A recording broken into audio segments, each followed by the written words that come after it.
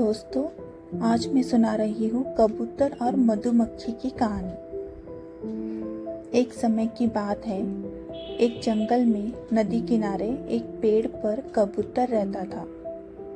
उसी जंगल में एक दिन कहीं से एक मधुमक्खी भी गुजर रही थी कि अचानक से वह एक नदी में जा गिरी। उसके पंख गीले हो गए। उसने बाहर निकलने की पूरी कोशिश की, लेकिन वह नहीं निकल सकी। जब उसे लगा कि वह अब मर जाएगी, तो उसने मदद के लिए चिल्लाना शुरू कर दिया। तभी पास के पेड़ पर बैठे कबूतर की नजर उस पर पड़ गई। कबूतर ने उसकी मदद करने के लिए तुरंत पेड़ से उड़ान भर ली।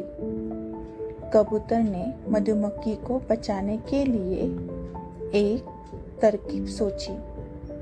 कबूतर ने एक पत्ते को अपनी चोंच में पकड़ा और उसे नदी में गिरा दिया। वह पत्ता मिलते ही मधुमक्खी उस पर बैठ गई। थोड़ी ही देर में उसके पंख सूख चुके थे। अब वह उड़ने के लिए तैयार थी। उसने कबूतर को जान बचाने के लिए धन्यवाद बोला। उसके बाद मधुमक्खी वहां से उड़कर चली गई। इस बात को कई दिन बीत चुके थे।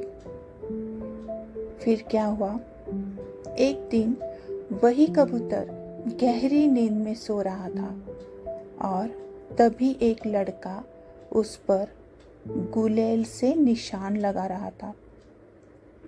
कबूतर गहरी नींद में था, इसलिए वह इस बात से अनजान था कि उसी समय वहां से एक मधुमक्खी गुजर रही थी, जिसकी नजर उस लड़के पर पड़ गई।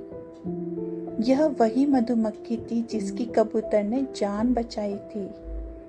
मधुमक्खी तुरंत लड़के की ओर उड़ गई और उसने जाकर सीधे लड़के के हाथ पर डंक मार दिया। मधुमक्खी के काटते ही लड़का तेजी से चिल्ला पड़ा। उसके हाथ से गुलेल दूर जाकर गिर गई। लड़के के चिल्लाने की आवाज सुनकर कबूतर की नींद खुल गई।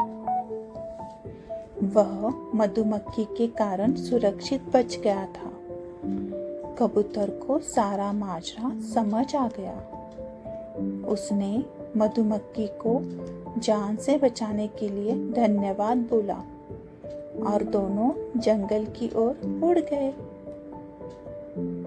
तो दोस्तों, इस कहानी से हमें ये सीख मिलती है कि हमें मुसीबत में फंसे व्यक्ति की मदद ज़रूर करनी चाहिए। इससे हमें भविष्य में इसके अच्छे परिणाम ज़रूर मिलते हैं। तो दोस्तों, ये कहानी आपको कैसी लगी?